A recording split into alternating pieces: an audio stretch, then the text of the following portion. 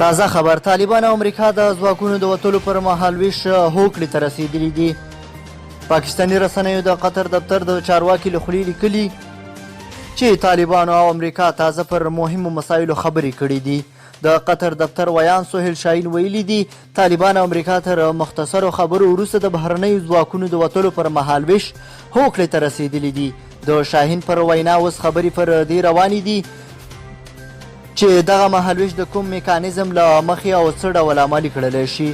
دمګړۍ د طالبانو او امریکا ترمنځ نه هم پړاو خبرې روانې دي.